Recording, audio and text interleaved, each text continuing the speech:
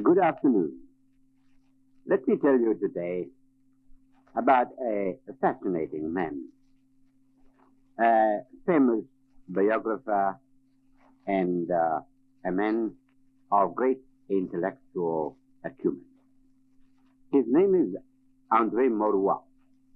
You have probably read him, I'm sure. At least you know the name, because he is one of the most popular biographers from the other side of the ocean. He is as famous in Paris as he is in New York, in Chicago, and in Los Angeles. As a matter of fact, he is in the last few years, because he has lived during the war. He lived in America and lectured here at some well-known universities. He has got here several million devoted readers.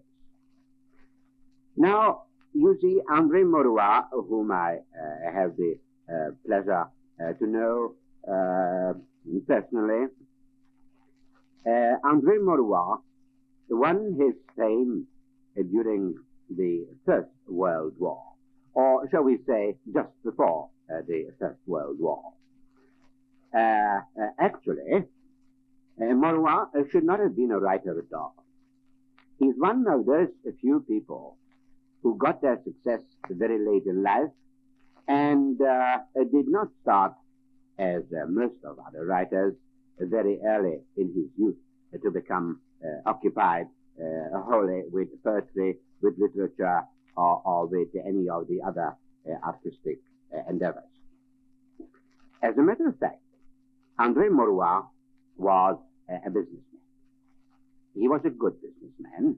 He was a successful businessman, first because he inherited a large and very lucrative establishment, cloth manufacturing, very old cloth manufacturing from his father in France, later in Paris. That is, they moved from the provinces to Paris, and Maurois was wholly occupied with that business. He used to travel here and there, sometimes to England, and he learned very early the English language, and being a man of culture, naturally, he took an interest not only in his own literature, as a reader, mind you, and naturally also occupied himself with the great neighbors literature, that is, over the channel with the English literature. And so, traveling from England to France in his business as a cloth manufacturer, used to buy wools, has dealings with London, with Manchester, with Leeds. He fell in love with the English language. As Frenchmen, you know that Frenchmen are usually very jealous of their own language. Some think that they are right, considering that the French language is the most perfect and the most beautiful instrument that any human civilization has ever invented as a means of communication. Well, I don't think they are so far wrong. But Maurois had a great love for English because it is crisp, because it has got certain beauties and charms which French language hasn't. It is not so verbose as French. It is not so flamboyant. You must be drier in English. The sense of humor, naturally, which develops through a language is wholly different. And the whole philosophy of life, the whole thinking of life is different with the language. And Maurois felt something akin to the English language and the English type of humor and the English type of writing. But this was before the First World War, and Maurois never dreamt of writing a line himself.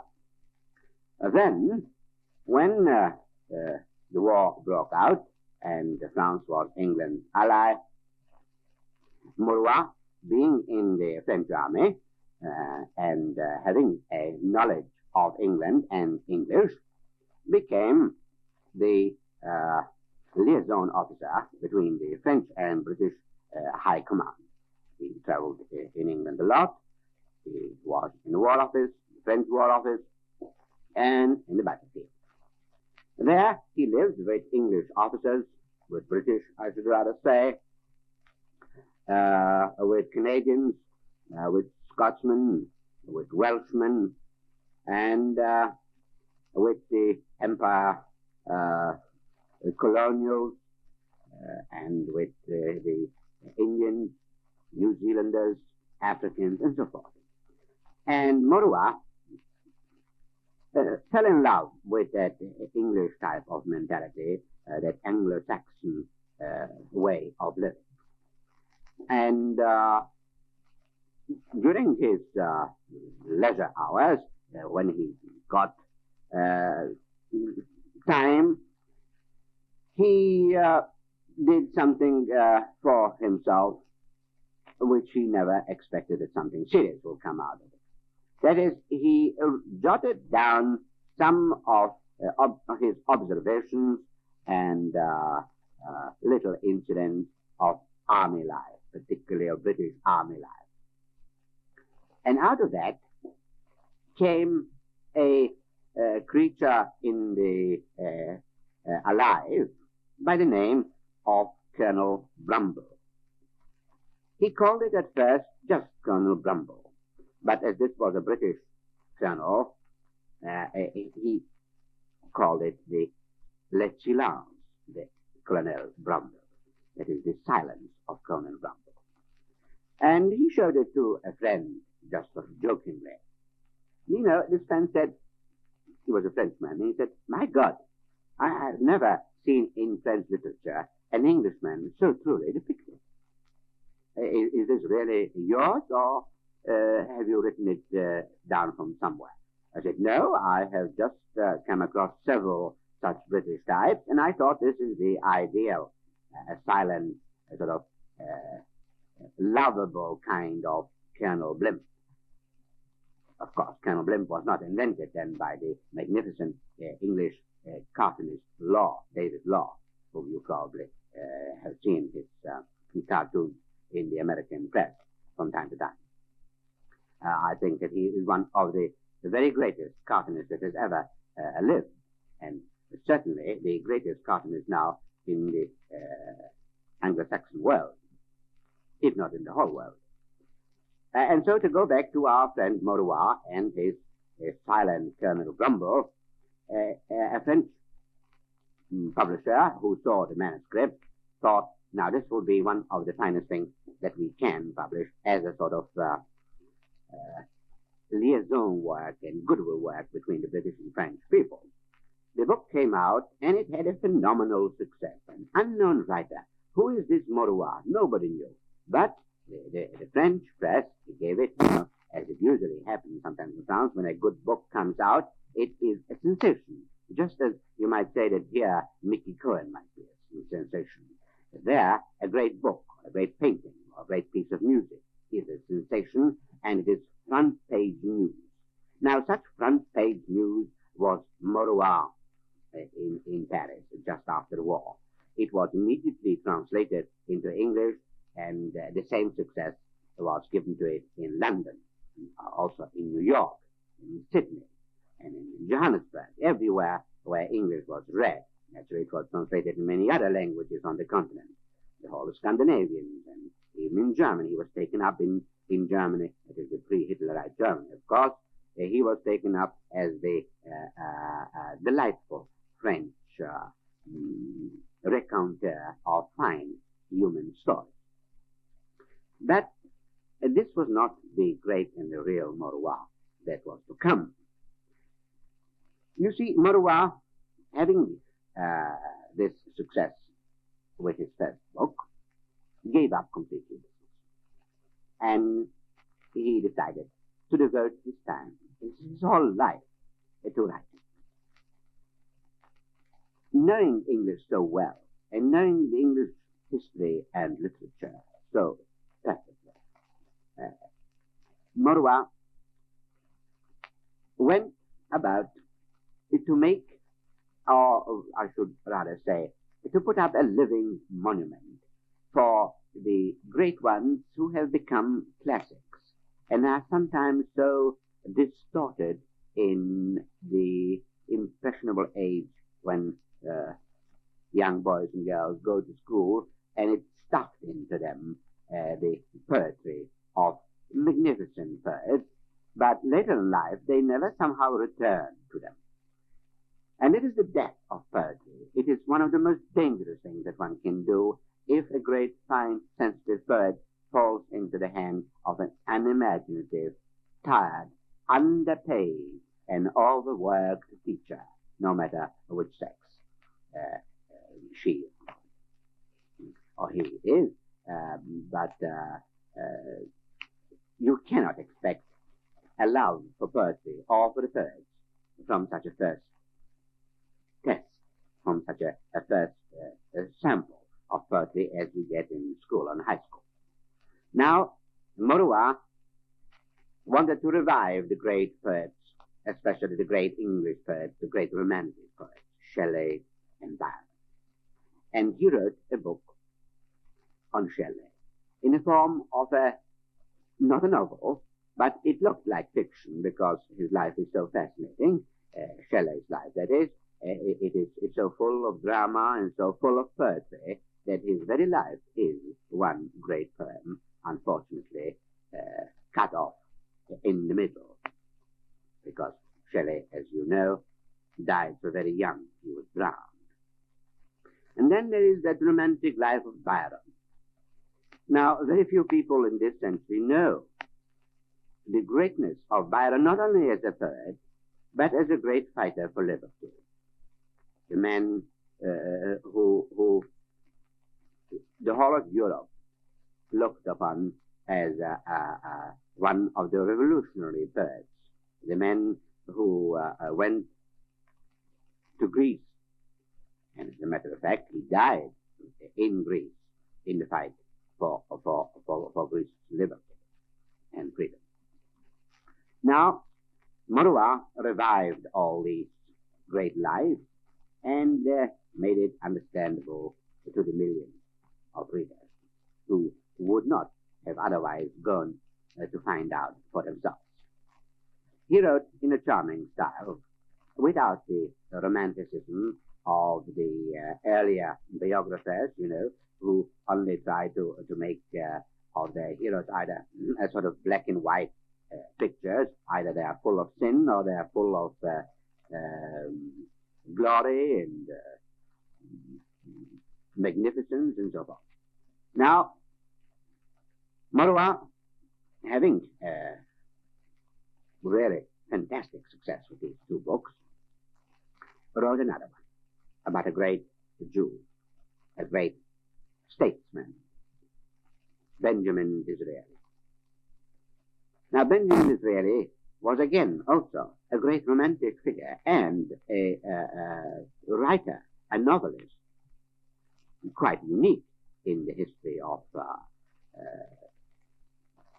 England. And as a great statesman, he was certainly the most interesting novelist known to me. I remember before the Second World War, in London, when I met once Maurois, I went out with him to visit the home of Lord Beaconsfield in the little town of Beaconsfield in England. And Maurois was my guide. Well,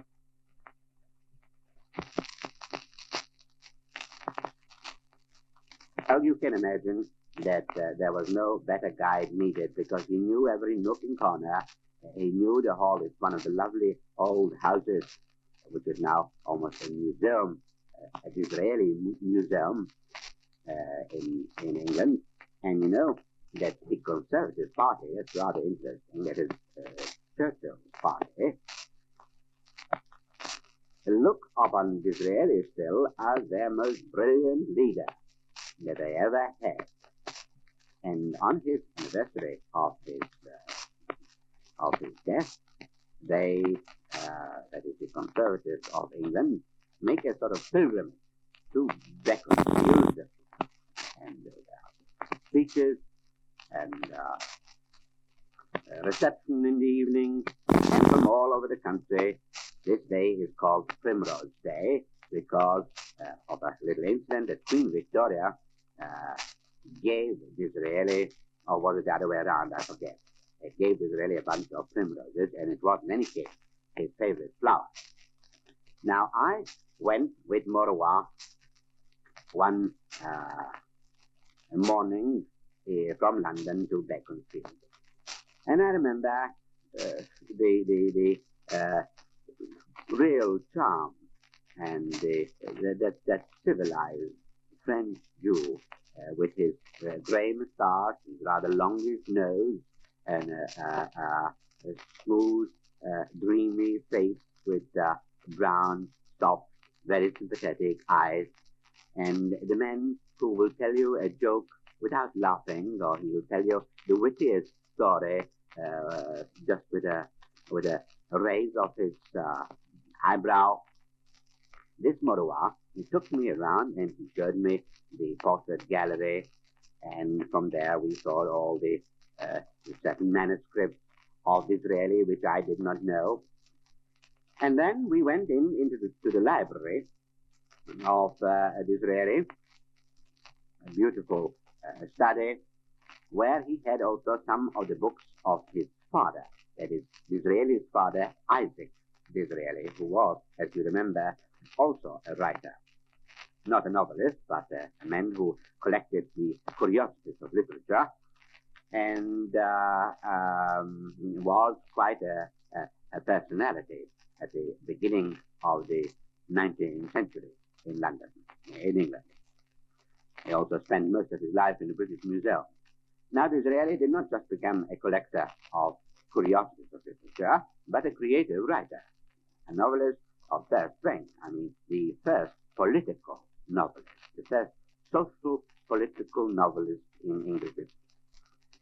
And so, going around with Maurois in Disraeli's library, in Disraeli's home, which was rather, to me, it was a little bit awe-inspiring, the whole setting, the beautiful landscape outside, the magnificent Georgian windows, and the fine soft colors, and the beautiful trees, and that gloomy, slightly gloomy English sky. It was the autumn. And there was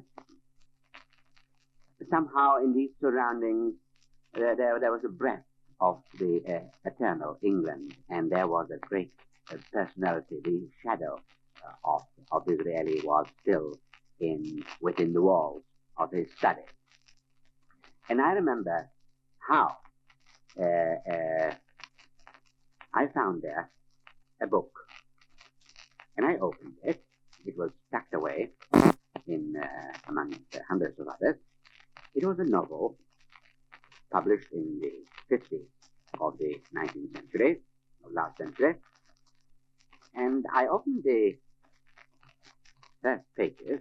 I saw a novel by an unknown writer, some English woman, apparently. It was a pseudonym. And there I saw this inscription: "To my beloved Dizzy, Victoria." The Queen Victoria, the great Queen of England. As you know, she was assassinated by Beaconsfield, and considered him her greatest friend and advisor. She sent him this book, sent him many books, of course, but this particular book rather delighted me, because, you know, when I handled the book and I tried to open it, the pages of the book were still uncut. Beaconsfield did not read it. He did not believe that the Queen, that he had great respect for her, and he admired her very much.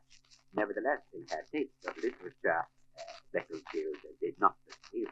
And whenever he got books recommended from the Queen, and the great Queen Victoria, he put them usually aside. He never met them.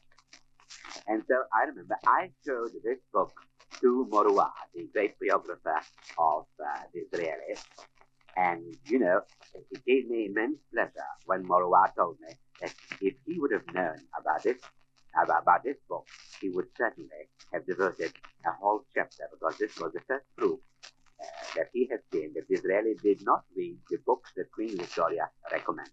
It's rather a charming little incident.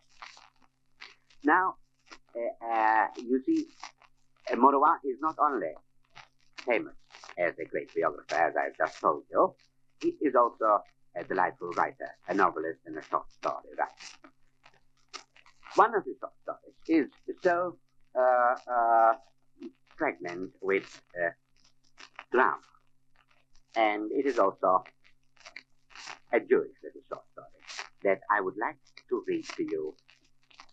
It is rather short, and I'm sure that you would enjoy it and see Maurois from a graver side. It is called The Poor Jews, and this was Maurois writes in his little short story. You must find a bed for her, Mr. Kahn said to Dr. Rosenthal. The doctor lifted his arms and shrugged his shoulders. He wore horn-rimmed spectacles, which he took off and polished when he was washing. I demand that a bed be found for her, repeated Mr. Kahn with the authority of the timid. She has been recommended to me by several friends. She's very poor, and there will be a child coming in a few days. It is against the rules of the hospital, the doctor said in a tone of annoyance. She is not Jewish. He took off his spectacles and wiped them. Who founded this hospital? Asked Mr. Kahn. I paid for everything, the buildings, the materials, stuff. I can change the rules if I wish. She is not Jewish, but she is in need. That is enough. There are many in need, the doctor said bitterly, but as they are not princesses, the rules are not changed in their favor. I know this one. I have a sad reason to know her. She is the daughter of General Atnikov, who was the governor of the province during the Kishinev pogroms. Her father allowed hundreds of Jews to be butchered and did not send one single gendarme to defend them. It is one more reason to be kind to his daughter, said Mr. Kahn angrily. We shall show her that Jews are not heartless. Dr. Rosenthal seized his protest as soon as he had Princess Baratinsky in his ward.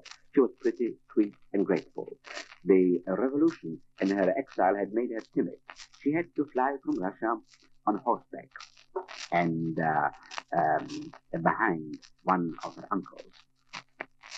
Her father had been killed. In Paris, she had lived a few months by selling her jewelry. Then she had married Baratinsky, who was just as poor as she was, and she obtained a situation as a saleswoman in a little shop at starvation wages. She had become pregnant at the very worst moment when Kahn, to whom she had been recommended by friends, God knows what would have become of her. Doctor, she said, you will let me scream, won't you, when I'm hurt? I like to scream.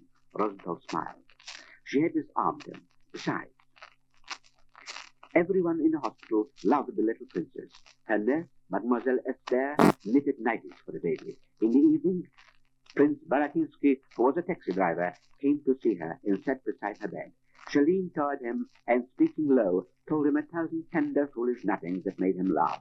Sometimes, she said thoughtfully, you cannot imagine, Pierre, how good they are to me. You know, when I think of the past, I'm filled with remorse. How unjust we were, we Russians toward the Jews. My poor father. When her husband had left, and she could not sleep, she spread some cards on the covers and told her fortune.